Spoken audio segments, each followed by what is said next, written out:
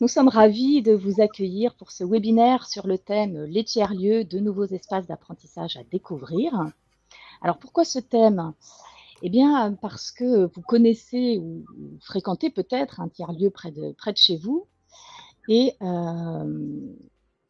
peut-être que vous ne savez pas par contre que ça peut être un lieu ressource pour les publics que vous accompagnez et peut-être aussi que vous pourriez y développer une collaboration professionnelle. Alors, c'est tout ce que nous allons aborder dans ce webinaire d'1 heure qui vous est proposé donc, dans le cadre du programme régional de professionnalisation Parcours Pro, donc, proposé par Cap Métiers Nouvelle-Aquitaine. Alors, ce webinaire donc, va être animé par 3 intervenants. Je vais présenter rapidement. Donc, en premier, donc, Chloé Ledrogoff nous parlera des tiers-lieux. Qu'est-ce que c'est, hein, quelles sont les caractéristiques, comment ça fonctionne.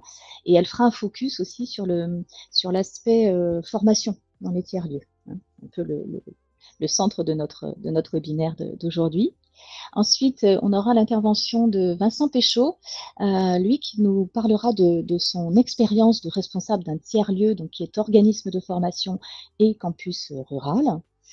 Et on terminera par l'intervention de David Oviev, qui nous présentera l'appel à projet tiers-lieu et formation, donc de la région Nouvelle-Aquitaine.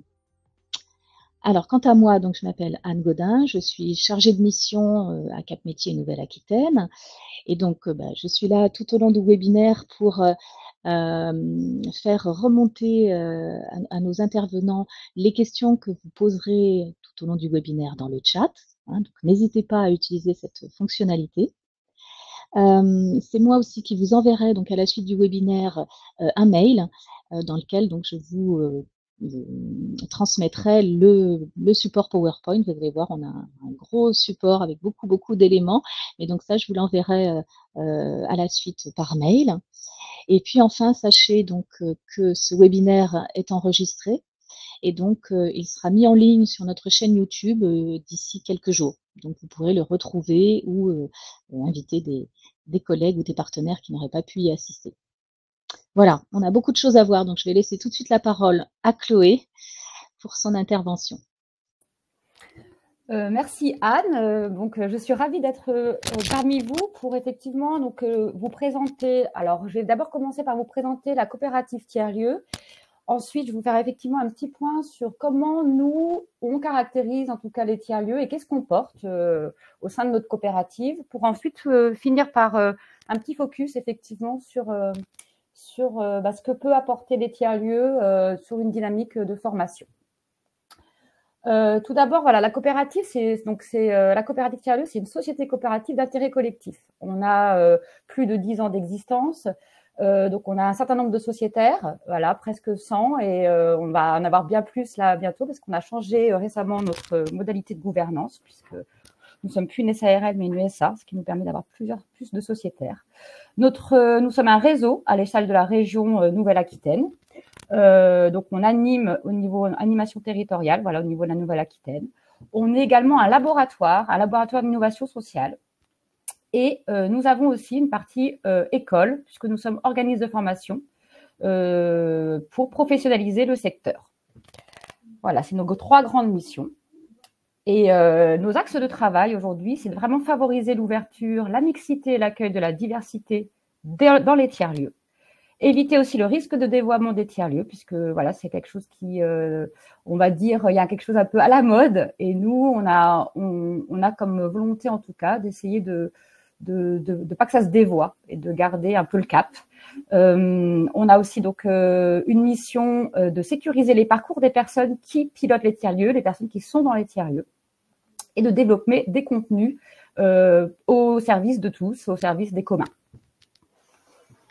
Donc voilà, donc pour rappeler, c'est juste pour le dire un peu différemment, mais voilà, la formation, on est vraiment dans la question de la professionnalisation des acteurs. On est là aussi pour coopérer, et c'est un peu le sujet un peu de ce matin, de coopérer aussi avec les acteurs de la formation, parce que nous, c'est pas notre cœur de métier, et on a vraiment à cœur de vouloir essayer de faire avec. Nous avons donc toute une dynamique autour de l'expérimentation. Et ça, je vous en parle parce que c'est important, c'est pour vous dire comment aussi on a derrière caractérisé les tiers-lieux. On les a pas fait au doigt mouillé, on a fait tout un travail de recherche-action pour essayer de caractériser ce qu'on pense des tiers-lieux, en tout cas comment on le voit et notre vision. Et nous avons donc toute une dynamique animation territoriale et de notre réseau composé. Donc quand même aujourd'hui, nous avons presque 300 tiers-lieux en Nouvelle-Aquitaine, même un peu plus maintenant. Donc là, je vais vous expliquer comment on a conceptualisé, entre guillemets, la démarche tiers-lieu. Et je vous ai mis, vous n'avez pas accès là tout de suite maintenant, mais une vidéo aussi que nous avons réalisée, alors maintenant qu'il y a quelques temps, mais qui peut donner en tout cas une approche un peu synthétique de ce qu'est un tiers-lieu en mode vidéo. Nous, donc voilà, on a travaillé pendant plus de 2 ans sur une conceptualisation, une formalisation du concept de tiers-lieu, avec 3 grandes dynamiques. Un tiers-lieu, pour nous, il y a 3 dimensions. Il y a une dimension d'émancipation individuelle, une dimension collective, avec une dynamique collective, et une démarche motivée par l'intérêt général. Je vais aller un peu plus précisément pour nous. Les valeurs, en fait, et les fondamentaux du collectif. Un tiers-lieu, c'est vraiment une démarche collective et qui s'inscrit dans une coopération territoriale. Même si ça émane de 2-3 personnes, c'est vraiment l'idée de vouloir intégrer un collectif et intégrer aussi le territoire dans notre façon de pouvoir monter un projet autour d'un tiers-lieu. Et il y a la question vraiment de la démarche aussi d'intérêt général qu'on porte. Et ce collectif d'acteurs, il doit aussi être là, en tout cas, c'est ce qu'on défend, pour créer de nouvelles dynamiques économiques à travers aussi le partage d'outils de production.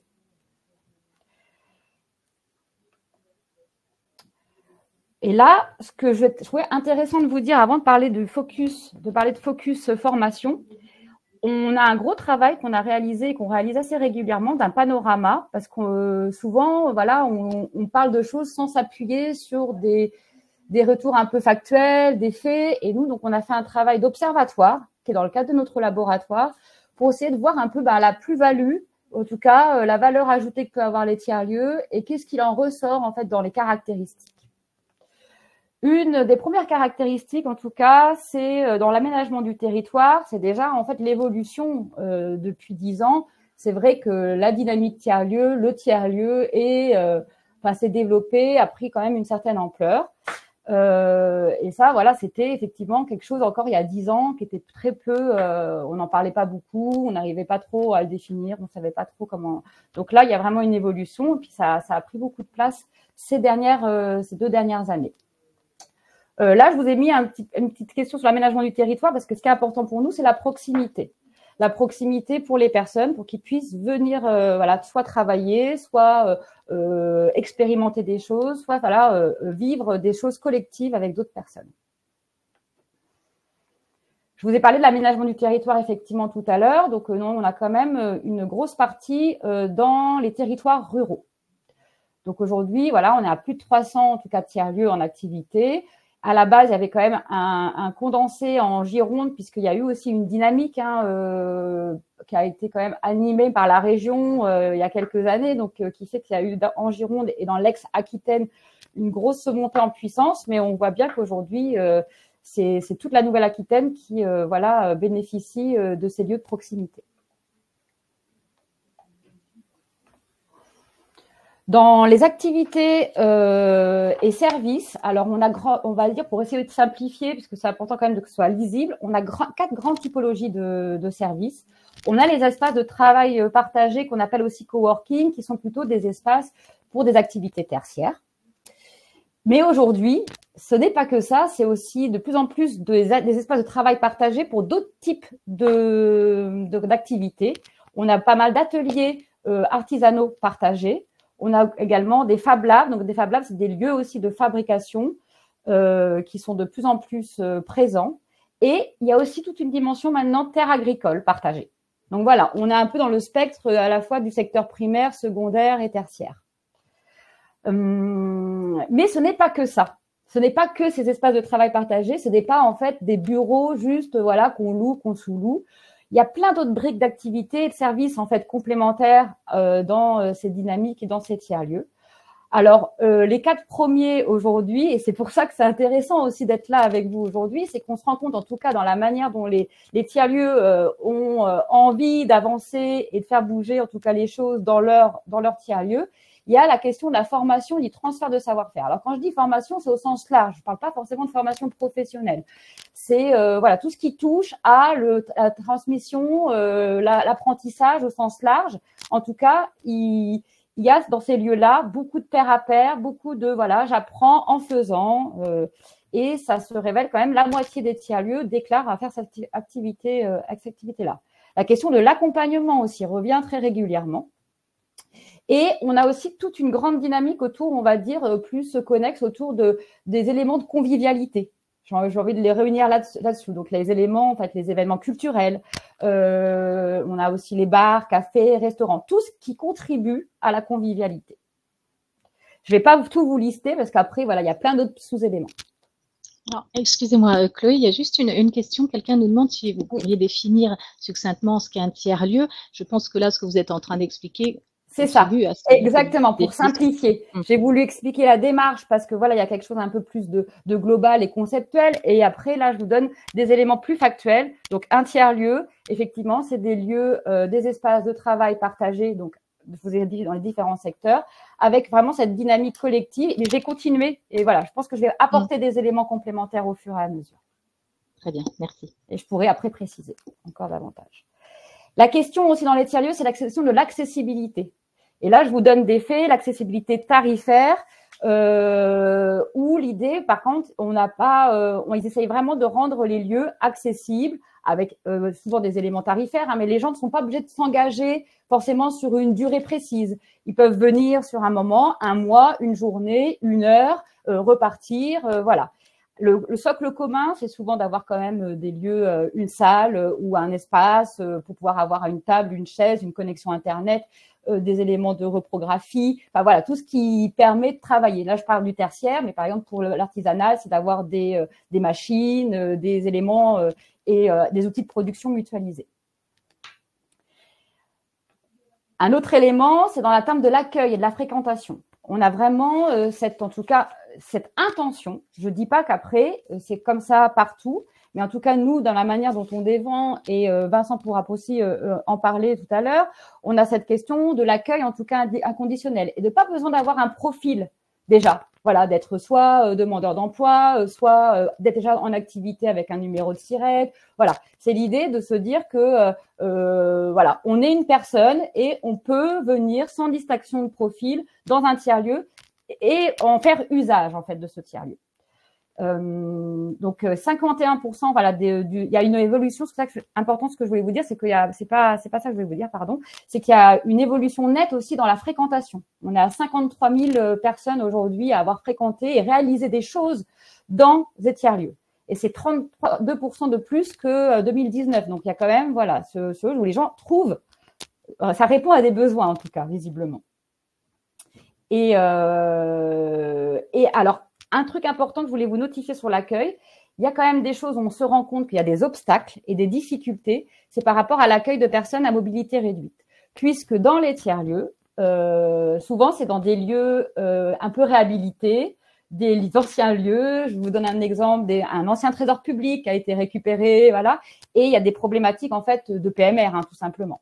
Donc même s'il y a une intention d'accueil inconditionnel, et ben des fois ils sont aussi limités par la possibilité d'eux, à travers notamment l'équipement.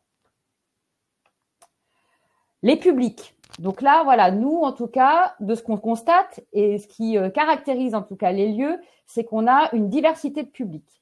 On a alors, de par en fait le première mission qui sont les espaces de travail partagés, on a beaucoup d'indépendants, des profils d'indépendants dans différents secteurs, donc des artisans, des personnes qui sont dans le secteur tertiaire.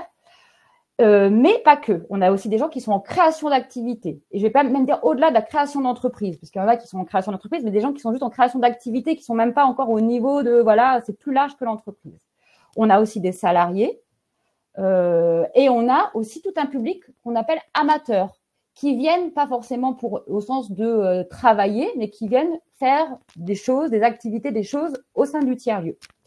qui peuvent juste venir contribuer à des événements, contribuer à la vie locale à travers, à travers le lieu.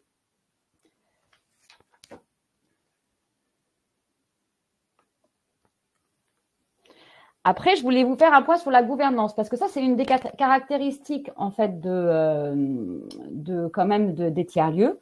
On a quand même une grande partie des tiers-lieux qui sont quand même animés et gérés par des associations, et fortement en milieu rural.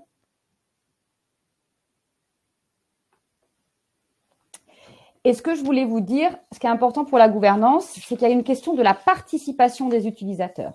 C'est que vraiment, les utilisateurs peuvent venir contribuer dans leur lieu et apporter des choses au projet. Ils peuvent venir vraiment rajouter leurs éléments au sein du tiers-lieu. Ils ne sont pas juste dans une posture de, entre guillemets, j'ai envie de dire, consommateurs.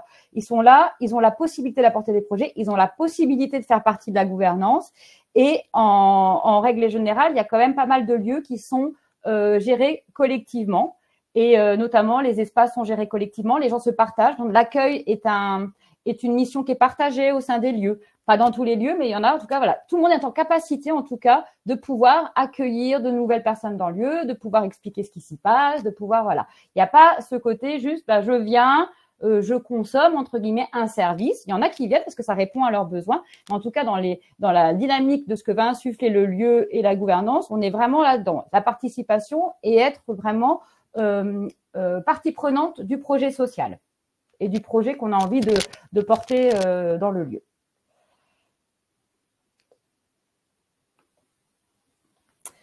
Et pour aussi compléter cet élément-là, je suis en train de regarder ce que je voulais vous dire davantage. C'était qu'effectivement, on se rend compte, et ça c'est aussi une autre caractéristique, que de fait de cette histoire d'accueil un peu inconditionnel, en tout cas cette volonté de pouvoir accueillir sans profil et tout, on se retrouve souvent avec des personnes où on traite de problématiques sociales en fait. Les questions de la précarité, les questions de la citoyenneté, de la parentalité viennent en fait, arrivent du fait que ce lieu soit ouvert, et on se rencontre et ça fait évoluer aussi le projet du lieu en fonction des besoins des personnes et de ce que les gens ont envie d'en faire en fait. Donc, le tiers-lieu n'est pas quelque chose de figé. Et c'est ça qui est compliqué aussi parce qu'en fait, on dit, mais c'est quoi un tiers-lieu? Ça se caractérise comment? On a un peu un socle commun, mais le tiers-lieu, il peut évoluer aussi en fonction de ce que les gens veulent en faire et des besoins aussi du territoire. C'est pour ça qu'on a aussi ces trucs individus, collectifs et territoire. C'est qu'il évolue et donc… Et ce qui permet aussi de pouvoir aussi traiter, entre guillemets, les problématiques sociales, c'est qu'on a dans ces lieux-là des formats de sociabilité qui sont très forts. Des formats, c'est vraiment ce que je vous disais tout à l'heure avec les briques complémentaires et les lieux de convivialité. Et on a des formats, des temps informels qui sont très présents. On a toute une programmation d'animation, d'ateliers, les assemblées générales aussi, la manière de gouverner, le lieu. Sont aussi des moyens, en tout cas des éléments qui permettent aussi de permettre d'embarquer des gens qui des fois se sentent un peu à côté, ne sont plus dans la société entre guillemets, dans le monde du quotidien et c'est pour eux un moyen aussi de pouvoir remettre un peu un pied dans la vie du quotidien et un pied dans la sociabilité, dans la question de sociabilité. Je ne vais pas aller plus loin, c'est parce que c'était sur la même diapo et que j'ai pas scindé l'action menée en faveur de la transition écologique, mais pour vous dire qu'il y a aussi ça dans l'ADN des tiers-lieux, en tout cas, c'est qu'il y a une grande sensibilité à la question de la transition écologique dans les valeurs et de ce qu'ils veulent apporter dans leurs actions, en tout cas. Dans leurs actions, c'est ce qui revient très régulièrement. Voilà. Les atouts et bénéfices pour un territoire. Donc, je vous les ai redits, mais comme d'une autre manière, c'est vraiment d'être dans aussi la création de l'emploi non délocalisable, renforcer le lien social et la solidarité, dynamiser au niveau local à travers donc une programmation des activités, favoriser les échanges, des nouveaux lieux d'apprentissage, valoriser les compétences locales.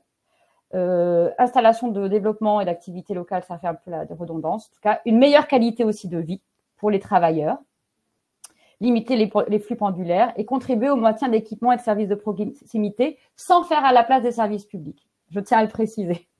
C'est pas, voilà, c'est de venir en complémentarité. J'ai mis attention au fantasme parce qu'en fait, c'est pas la solution, c'est pas une fin en soi, en fait, le tiers-lieu. Voilà, c'est pas une fin en soi, c'est pas le résultat qui est important. Donc, je voulais le préciser. Pour faire un peu plus un focus, parce que je vois que le temps se déroule, j'avais mis mon petit minuteur, l'apprentissage et les dynamiques tiers-lieux. Comment nous, en tout cas, on voit le tiers-lieu, c'est comme un lieu et un environnement ressource.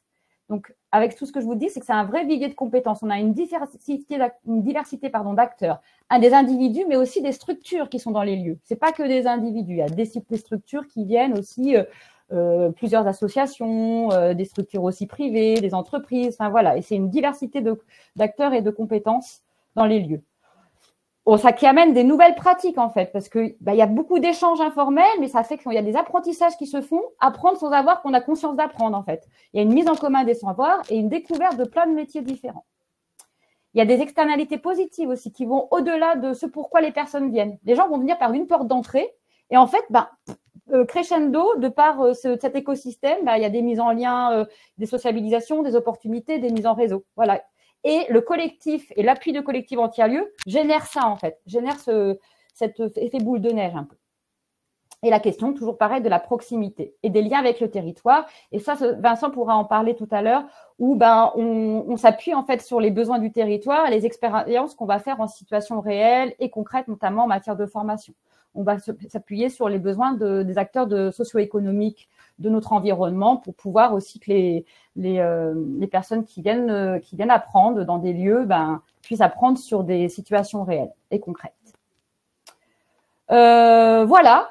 Je vous ai mis aussi des éléments pour aller plus loin. On a fait des revues parce qu'on a travaillé notamment avec l'Urofa et on a aussi, à travers ce travail-là, réalisé une revue sur l'orientation, la formation, l'activité, l'emploi, avec aussi Pôle emploi.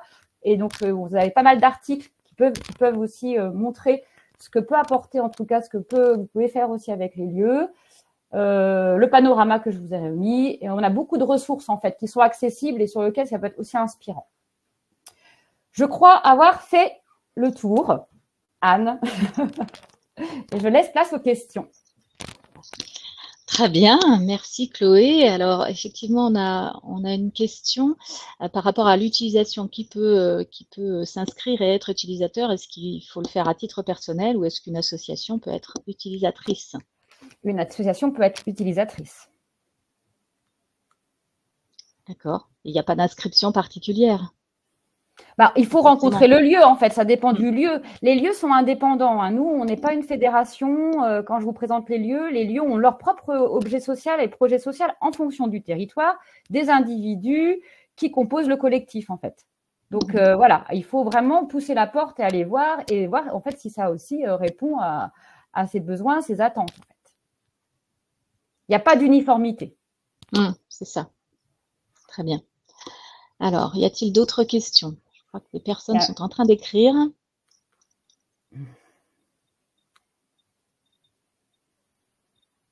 Alors oui, peut-on recevoir le diaporama après ce webinaire? Oui, bien entendu. Oui. Je vous l'enverrai très rapidement après la fin du webinaire. Il n'y a pas de souci. Il a été fait pour ça.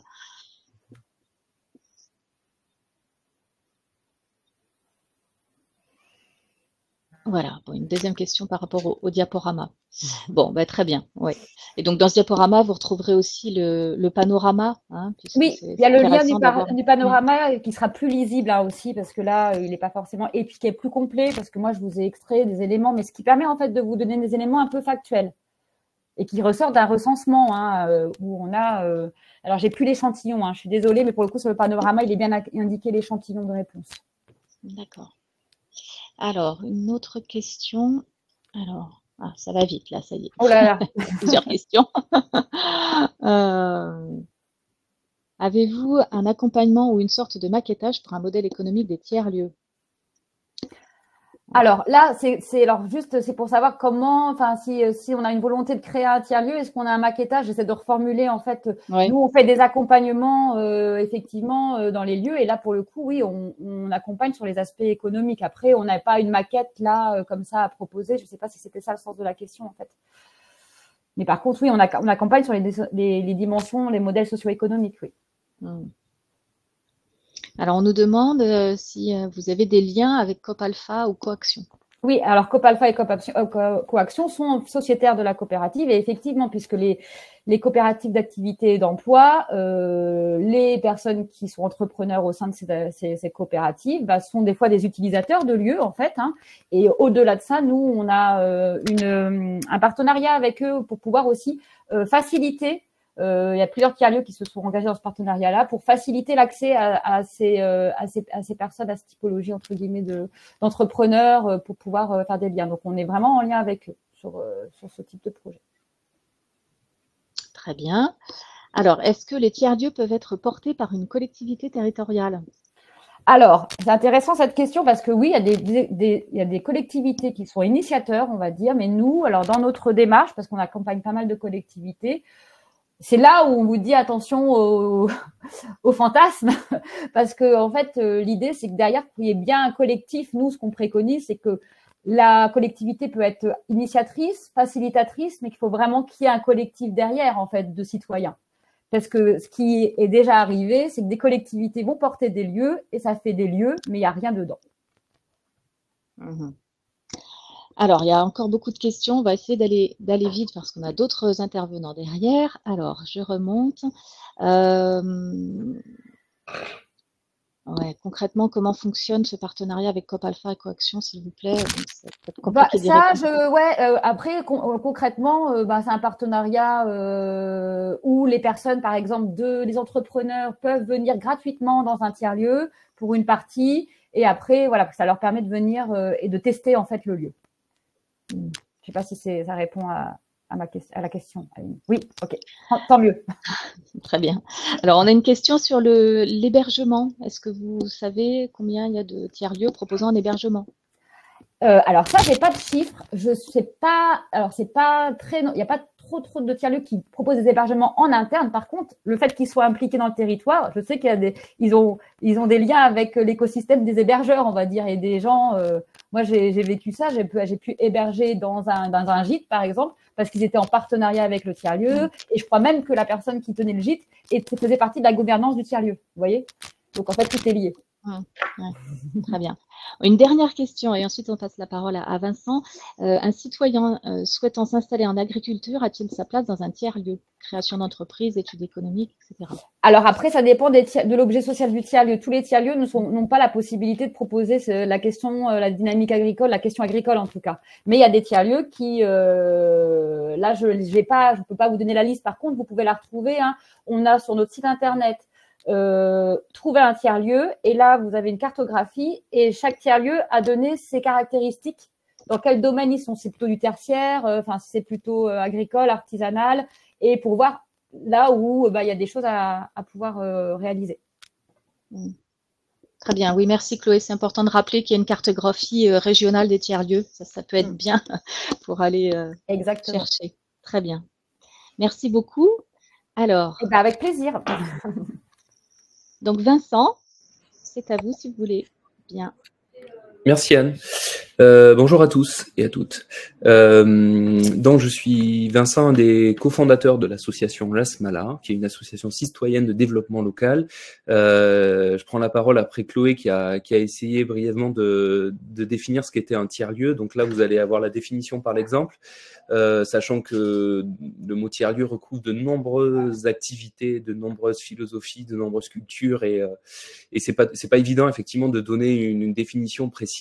Et nous, on a mis du temps à savoir se parler de nous et à savoir se définir et à présenter notre association qui pouvait, je crois qu'aujourd'hui c'est un peu mieux, j'espère, vous verrez, vous jugerez, mais qui pouvait paraître un peu foutraque au départ parce que quand on participe au développement local, eh bien, on est amené à faire plein de choses.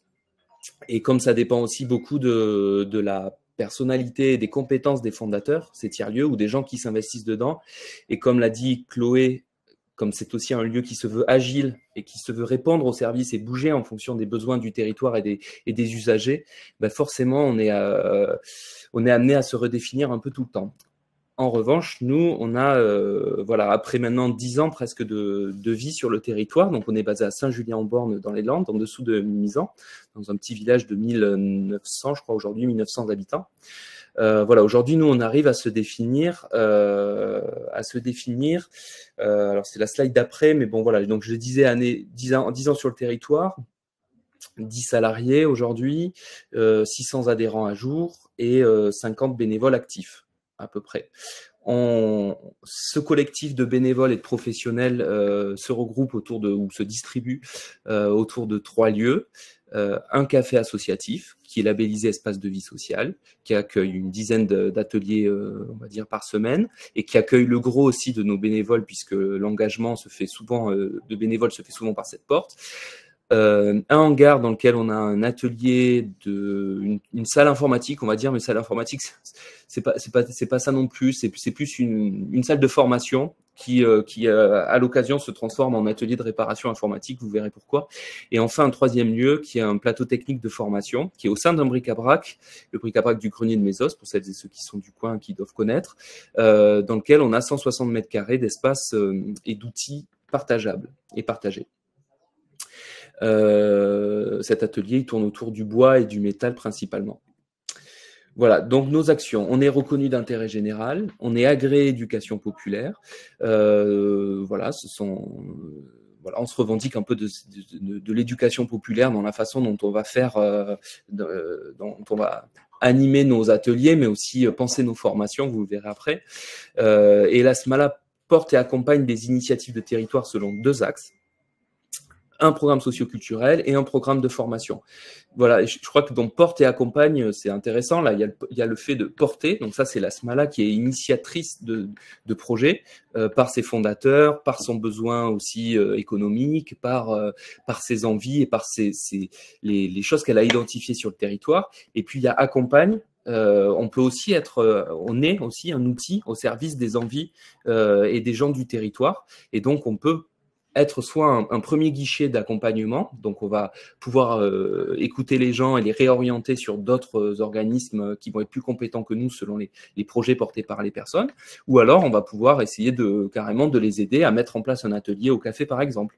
Ça c'est au niveau usager, au niveau collectivité, on va aussi être appelé à faire du conseil ou à carrément porter des projets de développement de tiers-lieux. Ça pose la question qui a été posée à un moment donné sur les collectivités peuvent-elles porter des tiers-lieux? Évidemment, elles peuvent, et je crois que Chloé l'a bien dit, et je reviens dessus, elles peuvent, mais c'est vrai que souvent, c'est pas évident pour une collectivité parce que un tiers-lieu, c'est aussi une envie et une forme d'engagement politique, de s'engager sur le territoire. Et c'est ça, forcément, il faut que ça vienne des citoyens. Et du coup, ça permet aussi d'éviter l'écueil de le tiers-lieu va revitaliser mon centre-bourg ou va tout changer. Non, ça sera voilà, ça peut vite se retrouver comme une salle des fêtes, voilà, un peu vide si on a l'ambition de faire un tiers-lieu et si c'est pas porté par des citoyens. Donc voilà, je crois que c'est important de se dire aussi qu'il y a derrière le mot tiers-lieu, il y a une envie de faire de la politique et de s'engager autrement sur le territoire, et que du coup, ça, c'est forcément une initiative qui est citoyenne. Ça ne veut pas dire qu'ils ne peuvent pas coopérer et travailler en collaboration étroite avec les collectivités et les élus, et je crois qu'il le faut si on veut inscrire un tiers-lieu dans le temps. Mais voilà, l'initiative, il faut qu'elle soit plutôt ascendante que descendante. C'était le petite digression. Donc, un programme socioculturel. Donc, je disais, on est agréé à espace de vie sociale. On a un café, un bar et on a une dizaine d'ateliers récurrents. Une programmation de concerts, de spectacles, d'expositions. Et puis, du coup, depuis 2018, on est organisme de formation. On est certifié Calliope. On a 2 ateliers de fabrication et de réparation, donc ça je l'ai dit, c'est au niveau des lieux, 2 séjours de remobilisation par an, je vais revenir en détail après là-dessus, un programme d'accompagnement socio-professionnel pour des jeunes, 2 formations longues qualifiantes et certifiantes et 4 formations courtes à l'autonomie technique. Donc je vais rentrer un peu dans le détail. Voilà, pour passer un peu rapidement sur le café, puisque c'est pas l'espace de vie sociale, c'est pas forcément l'axe qui nous intéresse aujourd'hui, mais voilà, il y a des mots-clés: accueillir, rencontrer, mobiliser. Je crois que c'est important. On aurait pu même rajouter animer la communauté, mais voilà, l'idée c'est de mobiliser les gens autour de cet outil. Alors, ils se mobilisent d'eux-mêmes, hein, c'est pas nous qui... Voilà, si les gens qui n'ont pas envie de se mobiliser, on les oblige pas. Mais en tout cas, c'est un peu montrer qu'il y a cet outil-là disponible et de les accompagner, de leur permettre de s'en emparer. Pour ça, on a 2 personnes, une responsable de l'espace de vie sociale et une facilitatrice qui s'occupe de cette partie-là. Je vous fais rapidement, donc là c'est écrit tout petit, mais vous aurez les slides, mais ça c'est pour montrer la jeunesse de l'organisme de formation, comment on en est arrivé à devenir organisme de formation. D'abord l'association, il y a une association de préfiguration qui est née en 2013 avec un collectif de gens, et l'idée c'était d'être une boîte à outils, de permettre aux gens qui ont envie de tester des activités, de le tester au sein de l'association et après de s'en émanciper, de s'autonomiser. Je donne un exemple, il n'y avait pas de cours de yoga et pas de cours de capoeira en 2013, il y a des personnes qui avaient envie de tester ça, ils ont testé, ça a marché, aujourd'hui ils ont leur association. Voilà. Ensuite, il y avait des actions autour du ramassage de déchets sur la plage, on a organisé une brocante de sport de glisse, voilà. C'était des petites initiatives comme ça. Et puis en 2015, on a vraiment structuré un projet autour de ce tiers-lieu. Et dès le départ, on a pensé avec ce tiers-lieu des ateliers d'éducation au numérique et aux médias, puisque parmi les fondateurs, on avait cette spécialité-là, et que 2015, c'était aussi le moment où on commençait à entendre parler de plus en plus des théories du complot et de leur impact dans le lien social, et donc ça nous paraissait une question intéressante sur laquelle venir. Donc ça, c'était de l'éducation encore. On était dans la formation, mais sur des éducateurs ou par exemple sur le réseau départemental des médiathécaires. Et puis en 2018, on a vraiment monté en coopération avec la coopérative Tiers-Lieu une formation qui a été labellisée Grande École du numérique et qui a visé à former une dizaine de conseillers médiateurs numériques, donc au titre professionnel de conseillers médiateurs numériques. En 2019, on a un peu arrêté, on a un peu fait le bilan de cette formation, on a déménagé aussi, et puis en 2020, on est revenu avec un vrai projet qu'on a essayé de penser comme un campus rural autour de ces 3 lieux. Campus parce que plusieurs lieux différents sur le territoire, et puis aussi écosystème qui fait presque lieu d'incubateur presque, puisque voilà, au-delà de nos formations, il y a ce côté, on accueille nos jeunes, pas forcément comme des apprenants, pas forcément comme des jeunes à remobiliser ou des jeunes à accompagner socio-professionnellement, mais on les accueille avant tout comme des usagers du café. Je dis jeunes parce que vous le verrez, on a une partie adulte aussi, hein, mais enfin c'est des jeunes adultes, mais on a une partie professionnelle, mais là on parle surtout des 18-30 ans. Voilà, nous ça nous paraît intéressant là de pas assigner, en tout cas si on devait parler de la plus-value par rapport à d'autres organismes de formation sur le territoire, des organismes de formation un peu plus reconnus, un peu plus gros, un peu plus historiques. On essaie de les accueillir comme des usagers et pas comme forcément des apprenants ou des élèves. Et on essaie de penser à un accompagnement qui soit un peu plus global, qui soit fait aussi par la communauté et l'écosystème de l'atelier, de l'association. Et voilà, et pas seulement leur donner un cursus, une certification et après ciao. Donc du coup, en général, même après leur certification, ils continuent à rester à graviter, voilà, à être par là, à venir nous voir. On est en lien, on est très en lien. On peut même les accompagner dans la création de leur activité. On les aide à faire leur premier devis, leur première rencontre avec les clients. Bon voilà, il y a tout cet aspect-là qu'on ne met pas là-dedans. Parce que on le valorise pas forcément, mais en tout cas tout ce travail informel. Je dis informel parce qu'il ne rentre pas dans un dispositif, mais en tout cas, il est là. Et je crois que c'est ça, à mon avis, l'avantage d'une formation dans un tiers-lieu porté par des citoyens. Voilà, donc ce campus, aujourd'hui, il a trois grandes thématiques ou 3 grandes actions. Une action de repérage, une action de remobilisation et une action de formation professionnalisante longue. La spécificité de ces 4 sur ces 3 thématiques, on a un accompagnement personnel et professionnel, on identifie les freins psychosociologiques, on fait le lien avec d'autres dispositifs de soins, on propose des espaces de parole neutres et réflexifs, on fait le lien avec des organismes de formation et d'orientation sur le territoire, et on travaille en confiance. On travaille, la confiance en soi et en tant que personne, mais aussi citoyen. Je crois qu'il y a aussi le fil rouge un peu, c'est aussi, et ça rejoint la philosophie du tiers-lieu, ou plus spécifiquement peut-être la philosophie de la SMALA, c'est comment on redonne confiance aux gens Je n'ai pas dit que les gens n'ont pas confiance, mais en tout cas, on peut le voir. Hein, il y a encore des études qui sont sorties, je crois que c'était hier, ou enfin en tout cas récemment, sur la morosité ambiante des Français, sur la défiance qu'on peut avoir envers les politiques, envers les institutions. Et l'idée, c'est de dire, bah, nous, si on est un tiers-lieu, il y a le mot tiers dedans. Si on n'a plus confiance dans les tiers aujourd'hui, que ce soit peut-être les politiques, les syndicats, voilà, tous les tiers historiques, et ben nous on est un tiers alternatif, on est un nouveau tiers. Et ben l'idée c'est aussi de jouer notre rôle de dire, de créer cet élan de remobilisation un peu plus globale, quoi, et de redonner foi dans les projets collectifs. Et voilà, et ça marche. Ça, c'est d'autant plus important pour des jeunes qui sont en situation à 20 ans, souvent dans une grande forme de précarité, qui sont isolés parce qu'on est sur un territoire très rural avec zéro transport en commun, et donc si on n'a pas le permis, on est isolé, qui sont isolés mais paradoxalement surinformés, et donc dans cette surinformation, elle n'est pas toujours rose, et encore plus aujourd'hui, et cette surinformation peut avoir tendance aussi à désociabiliser ou à se retrancher, et se dire, en fait là dans ce monde-là, comment j'existe et comment j'ai envie de faire ma place. Et nous, je crois qu'on est là pour aussi répondre à ça. On donne des compétences techniques, certes, mais on donne accès à un parcours professionnel, mais avant tout, on travaille sur moi, en tant que citoyen, comment j'ai envie de m'investir et participer à cette société. Donc voilà, on n'y arrive pas toujours, mais on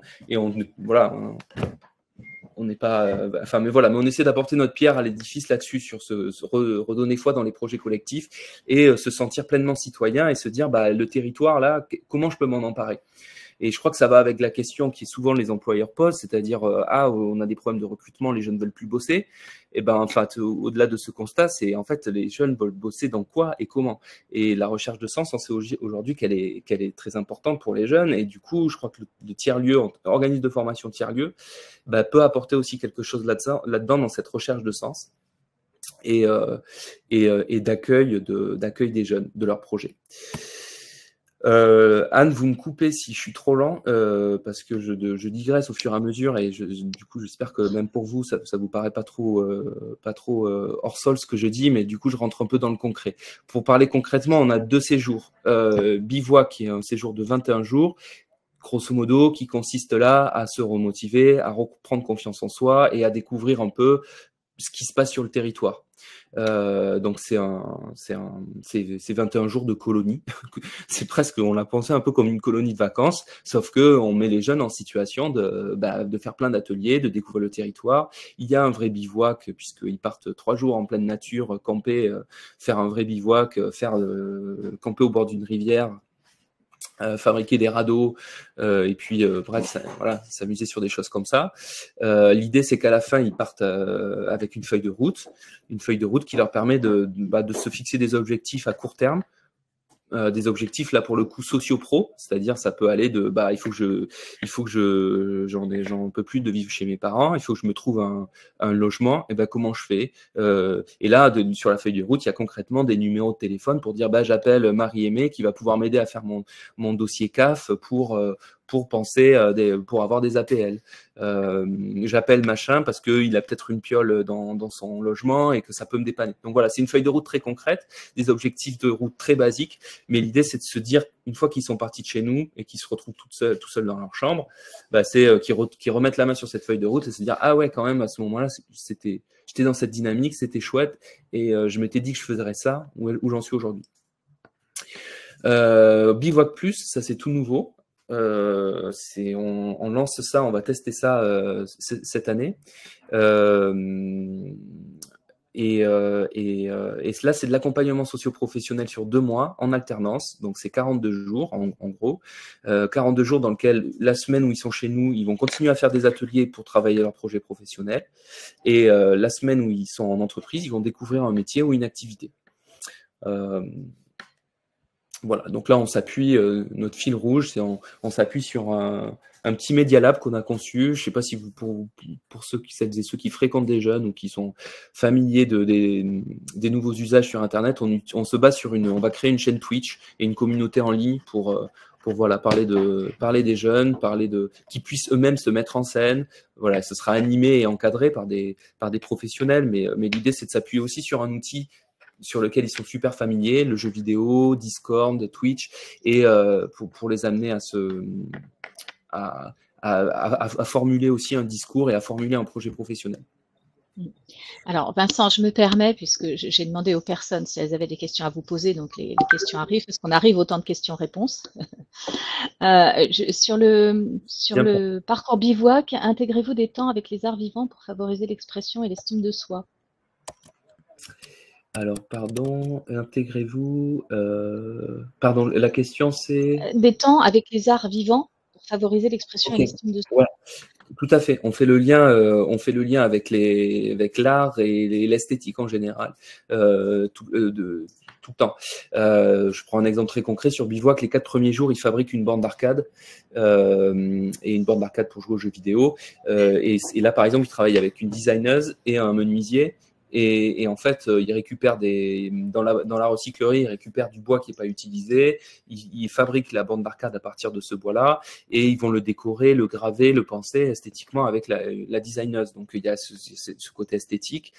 Ensuite, on peut avoir des cours de théâtre aussi pendant ces bivouacs. On parle sur les formations longues, on va avoir des événements qui permettent de parler cinéma, de parler images, et de parler du coup, voilà. Donc oui, ça nous tient à cœur de parler de ça. Je peux par exemple, si je vous donne le programme par exemple de nos formations longues, donc c'est des formations qui s'appuient sur un titre pro, 2 titres pro, un titre pro de charpentier, enfin de constructeur bois, et un autre de technicien d'assistance informatique. Donc on a, je vous disais, l'accompagnement psychosocial, l'accompagnement au parcours pro, mais on a aussi, vous le verrez, 56 heures, entre 56 et 80 heures en réalité d'humanité et de sciences sociales, avec des séminaires de 4 jours où ils vont pouvoir s'initier à la sociologie, s'initier à la philosophie, s'initier à l'éducation critique aux médias. Et donc là, il y a un rapport aussi avec les arts et les humanités en général. Très bien. Alors, on a une question, Vincent, sur quelle est l'étape la plus compliquée pour mettre en œuvre l'organisme de formation? Quelle a été l'étape la plus compliquée pour ce projet? Quelle est l'étape la plus compliquée? C'est difficile à dire parce que j'imagine que ça dépend beaucoup de vos bagages en fait. Nous, on n'arrivait pas du tout de ce milieu-là, de la formation. Donc, on a tout construit de zéro, quoi. Tous les gens qu'on a embauchés dans l'équipe pédagogique, c'était des… Moi, j'ai fait de la formation. Hein. J'ai fait quelques formations, des interventions au CNAM, bon voilà, mais j'avais jamais été directeur pédagogique. J'ai été, voilà, on avait dans l'équipe un directeur de colo, mais il n'avait jamais été non plus directeur pédagogique. Donc on est parti un peu de zéro. Donc là, à ce moment-là, tout est compliqué, mais c'est pas compliqué dans le sens, c'est dur, c'est compliqué dans le sens où c'est challengeant et on a envie de bien faire. Et en fait, le fait de partir de zéro, c'est intéressant aussi parce que ça permet d'inventer quelque chose, de pas partir avec des a priori ou des biais. Bon, voilà, je crois que qu'est-ce qui est le plus compliqué? Le plus compliqué, c'est de réussir à faire le juste milieu entre donner des compétences… voilà, l'équilibre entre donner des compétences techniques, professionnelles qui vont servir aux jeunes et leur permettre d'avoir des débouchés. Et nous, ce qu'on a envie de travailler aussi sur le côté citoyen et politique. Et en fait, sur des formations qui sont financées souvent par silo, où on veut que les jeunes, on veut des résultats d'intégration et tout, et c'est tout à fait normal. On peut se poser la question de quelle est la place des humanités et des sciences sociales là-dedans. Or, nous, on défend le fait que c'est hyper important si on veut remobiliser et parler à des jeunes qui sont éloignés de l'emploi et de la formation. Donc, je crois que c'est un équilibre toujours. C'est trouver la ligne de crête, en fait, entre voilà, je dirais que le plus difficile, pour le coup, aujourd'hui, c'est notre étape. C'est cette… on a expérimenté, maintenant comment on pérennise. Et comment on pérennise sans rentrer dans des cases forcément très établies, quoi. Et je crois que c'est ça un peu nous, aujourd'hui le plus compliqué, parce que ça crée en fait le fait de ne pas pouvoir vraiment se projeter ou de ne pas pouvoir dialoguer avec et se projeter, ça crée forcément de la précarisation pour les projets, pour les équipes et voilà, de la précarité. Donc voilà, je dirais que c'est ça le plus difficile pour nous. Très bien, merci. Alors, on va prendre encore une ou deux petites questions. Alors, pardon, ça va vite, le chat. Les 10 salariés du tiers-lieu ont-ils des missions fixes ou peuvent-elles changer au fur et à mesure dans l'année selon les besoins? Et est-ce que vous assurez un hébergement pour les jeunes en formation? Sur la première question, on essaie de bidouiller quelque chose pour leur assurer un hébergement, parce que autrement on n'aurait pas de jeunes en vrai, parce que comme je vous l'ai dit, il n'y a pas de transport en commun et nos jeunes sont souvent sans permis ou sans moyen de mobilité. Donc on loue une maison qu'on fait rentrer dans nos frais de formation, du coup, sur nos frais, qu'on loue une maison et on fait une colocation avec une personne qui fait le lien aussi et qui anime cette colocation pour pas que ça parte en sucette. Voilà, donc on essaie de trouver d'hébergement. On s'appuie aussi sur nos bénévoles ou la communauté qui peut mettre à disposition une chambre. Donc oui, on essaie de mettre à disposition l'hébergement. Et sur la question des salariés, de plus en plus, on a des fiches de poste un peu plus précises, avec des missions plus précises, mais on travaille tous en lien et dans une optique de transversalité des actions. Ok, merci. Alors pour terminer, on va prendre une question autour du financement. On nous demande qu'en est-il des financements? Et là, par exemple, est-ce que c'est la région qui finance l'aventure bivouac? Est-ce que les jeunes sont rémunérés? Non, Bivouac n'est pas financé par la région. Bivouac est financé par la Fondation Orange. Donc alors ça va changer l'année prochaine, mais grosso modo Fondation Orange et la DRETS sur un appel à projet qui s'appelle Repérer et remobiliser les publics invisibles, ainsi qu'une partie par le département.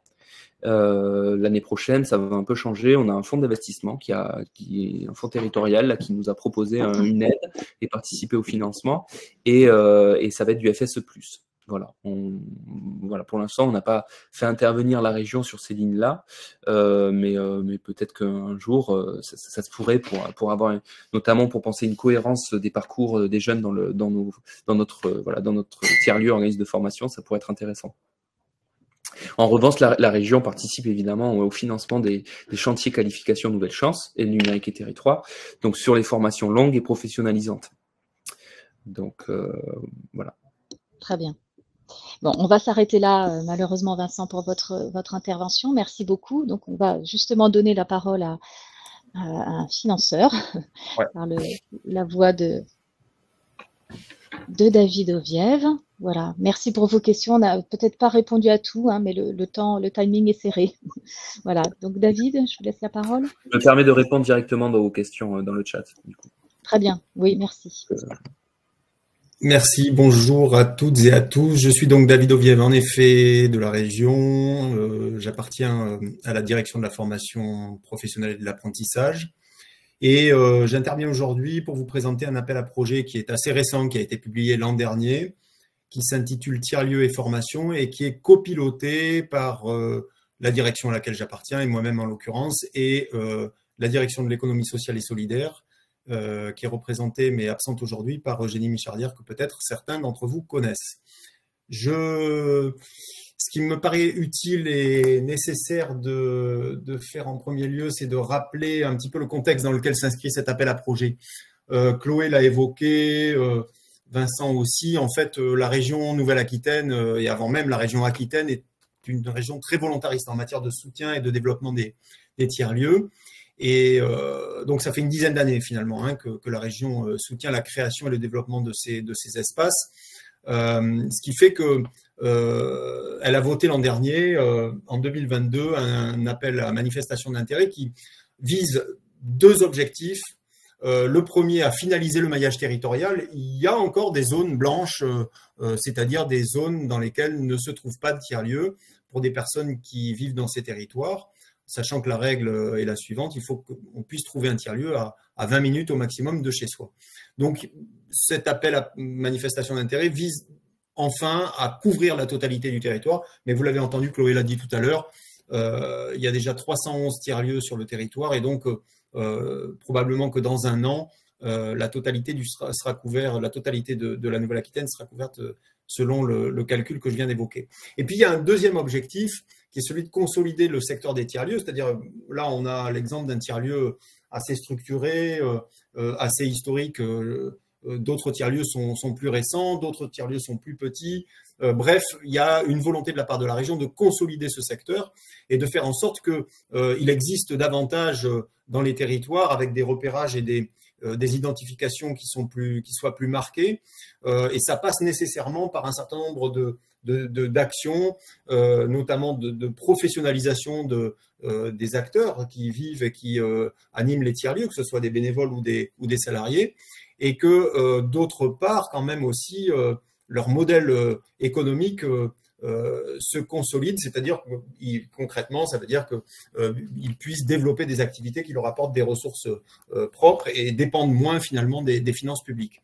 Et ce qui a été défini dans cet appel à manifestation d'intérêt, c'est que pour justement viser ce deuxième objectif, la consolidation du secteur, les tiers-lieux pouvaient se saisir de 4 domaines, dont le premier est celui qui nous concerne aujourd'hui, qui est la formation, se former autrement, et qui donne lieu à un appel à projet spécifique, tiers-lieux et formation, que je vous présente juste dans la foulée. Mais sachez que les tiers-lieux peuvent se saisir d'autres axes en fonction de leurs aspirations, des ressources qu'ils ont en interne et du territoire dans lequel ils se trouvent, bien sûr, qui portent sur l'artisanat, l'agriculture ou l'expérimentation et l'innovation. C'est un dernier axe beaucoup plus ouvert. Sur la partie formation, appel à projet tiers-lieux et formation, il y a 2 objectifs qui sont assez larges, qui sont les suivants. D'une part, un objectif de faciliter l'accès à la formation professionnelle grâce à la mobilisation des tiers-lieux dans les territoires, c'est-à-dire faire en sorte que ces tiers-lieux puissent permettre, alors c'est une formulation assez large qui permet d'imaginer que des projets peuvent porter sur l'amont de la formation, c'est-à-dire sensibiliser, encourager, accompagner vers ou envisager des projets d'ingénierie autour d'une offre de service qui tournerait autour de la formation professionnelle, mais qui mobiliserait effectivement des acteurs de territoire que sont les acteurs de l'orientation, de la formation et de l'emploi, et y compris bien entendu aussi les entreprises. Ce sont des objectifs assez larges qu'on peut peut-être exprimer de façon plus concrète en indiquant que c'est un appel à projet qui vise à faire en sorte que une ingénierie de formation et une ingénierie pédagogique puissent être élaborées à partir de combinaisons de compétences qui seraient issues d'une part des organismes de formation qui ont un certain nombre de compétences, notamment en termes de construction de parcours, et de compétences qui sont issues des tiers-lieux et qu'on décrit à la fois Chloé et Vincent autour de l'accompagnement, de la capacité à accueillir tout public et à aussi permettre de découvrir un écosystème autour d'individus qui gravitent dans les tiers-lieux et qui peuvent permettre à un moment donné, aussi dans un parcours de formation, d'ouvrir un certain nombre de portes ou de découvrir un certain nombre de domaines. Voilà, donc ça, ce sont 2 objectifs assez généraux, mais qui peuvent ensuite être illustrés de façon un peu plus concrète aussi, autour de l'idée que, à travers cet appel à projet, l'objectif, c'est de diversifier les lieux de formation.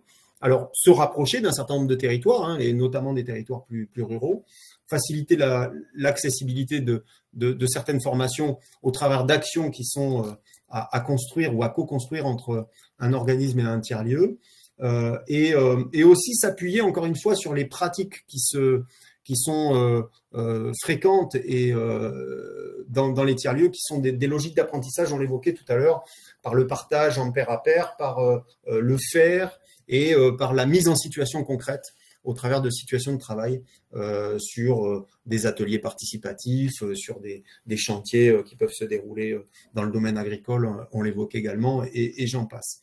L'idée aussi de cet appel à projet, pour le rendre plus concret, c'est de dire, c'est pas l'objectif, c'est pas seulement de permettre à un organisme de formation d'atterrir dans un tiers-lieu, de louer une salle et de dispenser la formation qu'il prévoit de dispenser pour se rapprocher d'un certain nombre de publics. C'est cela, mais c'est évidemment aussi beaucoup d'autres choses.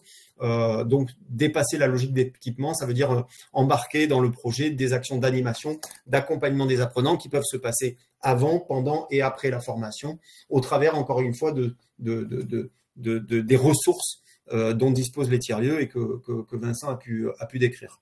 Et puis, dernière idée ou dernier projet, c'est l'idée de faire en sorte que cette co-construction puisse permettre l'émergence d'approches pédagogiques innovantes, plus interactives, notamment, pourquoi pas, qui s'appuie sur des apports de technologies numériques et immersives, mais en tout cas qui est quelque chose qui tourne autour de, encore une fois, cette combinaison de compétences que j'évoquais à l'instant entre ce que sait faire un tiers-lieu, ce qu'il représente aussi, et ce que sait faire également un organisme de formation. Pour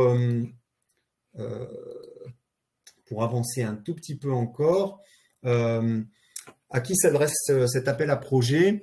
Je l'ai un tout petit peu évoqué, mais je le reprécise maintenant. L'idée, c'est de faire en sorte que se réunissent à minima un tiers-lieu existant, identifié sur la carte régionale qu'évoquait tout à l'heure Chloé, et un organisme de formation ou un centre de formation pour apprentis, dont l'activité principale est la formation. J'évoque un point quand même, un tiers-lieu qui est aussi organisme de formation ne peut pas à lui tout seul répondre à l'appel à projet. L'idée, c'est encore une fois d'encourager des rencontres et des co-constructions et des collaborations, des coopérations entre un organisme de formation, encore une fois, dont l'activité principale est la formation, et pas seulement un tiers-lieu avec un tiers-lieu. Donc, ceci étant dit, bien sûr, dans ces collectifs et dans ces projets possibles, peuvent être et souvent doivent être associés d'autres acteurs de territoire que peuvent représenter les ERIB, les missions locales et ainsi de suite. Là, la liste est longue et sans doute un peu plus large que celle qui apparaît là. Nous avons établi une carte que vous pourrez consulter également parce que elle permet de croiser les tiers-lieux, la cartographie des tiers-lieux, les 300 et quelques tiers-lieux qui se trouvent sur le territoire, et les organismes de formation qui ont un lien avec la région actuellement au travers de marchés, de l'habilitation de services publics.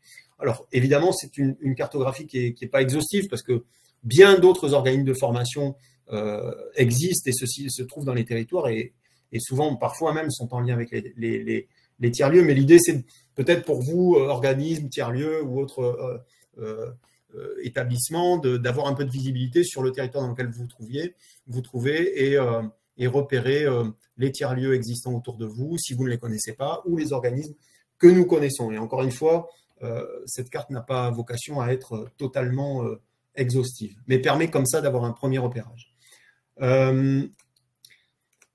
Nous avons, peut-être le savez-vous, des collègues sur les territoires qui appartiennent à une direction qui s'appelle la direction de l'action territoriale, qui sont vos premiers interlocuteurs pour avoir de l'information sur cet appel à projet. Bien entendu, compte tenu de la très brève intervention qui est la mienne aujourd'hui, je me tiens à votre disposition. Vous aurez mes coordonnées, mon mail en particulier, pour vous éclairer sur toutes les facettes de cet appel à projet dont j'ai finalement décrit que les principales. Mais vos collègues, enfin nos collègues, mes collègues de territoire peuvent être aussi des interlocuteurs, notamment pour repérer sur le territoire qui est qui et qui pourrait potentiellement envisager un projet avec un organisme ou un tiers-lieu. Donc ça vous permet d'avoir des points de repère aussi géographiques et humains dans chacun des départements de la Nouvelle-Aquitaine. Et vous trouverez également sur le guide des aides de la région à la fois le dossier de candidature, le cahier des charges de l'appel à projet que je viens de présenter ultra brièvement, et les coordonnées de ma collègue Eugénie et moi-même pour avoir peut-être des éclairages ou des éclaircissements sur cet appel à projet une fois que vous aurez pris connaissance de ces documents. Voilà, Anne. Merci beaucoup. Oui, très bien. Bon, on a dépassé un petit peu l'horaire, mais on peut peut-être prendre quand même une question si vous en avez. Quelqu'un a demandé si l'appel d'offres est accessible à des tiers-lieux en création qui ne sont pas encore sur la carte. Chloé a répondu que le tiers-lieu doit être ouvert. Absolument. C'est d'ailleurs ce que j'avais évoqué là dans la slide précédente, c'est qu'il faut en effet que le tiers-lieu soit existant. Ceci étant dit, ça n'empêche peut-être pas un tiers-lieu dont l'ouverture est prévue peut-être dans quelques mois de commencer à réfléchir à un projet, de se rapprocher de nous, sachant que cet appel à projet a une durée de vie qui est assez longue, mais qui est assez limitée malgré tout. J'ai évoqué la publication l'an dernier en novembre, et cet appel à projet court sur toute l'année 2024, avec nécessairement un dépôt de candidature avant la fin de l'été, c'est-à-dire avant la fin du mois d'août, au 1er septembre 2024. Donc on a encore, pas tout à fait un an, mais presque.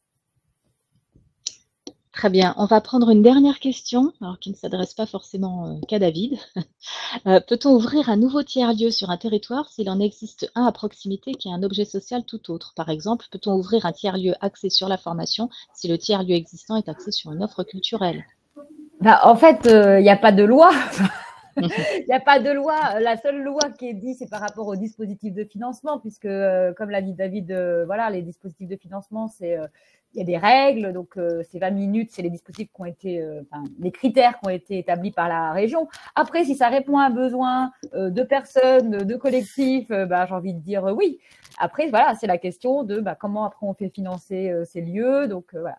Après, c'est comment peut-être avoir des liens déjà avec le tiers-lieu existant. Est-ce que c'est possible de pouvoir se mettre ensemble? Peut-être pas. Hein. Moi, je suis pas pour les mariages forcés. Hein. Donc voilà. Mais donc s'il y a une opportunité, oui. Mais voilà, je voulais dire, il n'y a pas de loi, il n'y a pas de règle. Mais c'est plus par rapport au financement et ce qu'il existe aujourd'hui. J'ai envie de répondre comme ça. Ok, merci Chloé. Une dernière question pour David. Est-ce que l'appel à projet région peut être en lien avec les campus connectés? Alors, c'est une question qui a été soulevée, mais alors je l'ai trop peu évoqué, sinon pas du tout, mais il y a une question de public, c'est-à-dire que l'appel à projet tiers-lieu et formation vise prioritairement, puisque c'est un financement PAC, je ne l'ai pas évoqué non plus, mais en tout cas prioritairement un public peu ou pas qualifié. Or, les campus connectés sont plutôt destinés, d'après en tout cas les éléments qu'on a pu recueillir, destinés et dédiés aux personnes qui s'engagent dans un parcours relevant de l'enseignement supérieur. Et à ce titre-là, il y a quand même un petit décalage. On devait avoir une réunion, ou on aura prochainement une réunion avec les personnes qui gèrent ces campus connectés en Nouvelle-Aquitaine, justement pour voir de quelle manière les choses peuvent s'accorder ou pas. Mais il y avait au départ, en tout cas, cette distinction de public qui pouvait interroger tout au moins. Très bien. Merci beaucoup. Je pense qu'on va s'arrêter là. Merci à nos intervenants qui ont fait l'exploit de tenir dans les temps.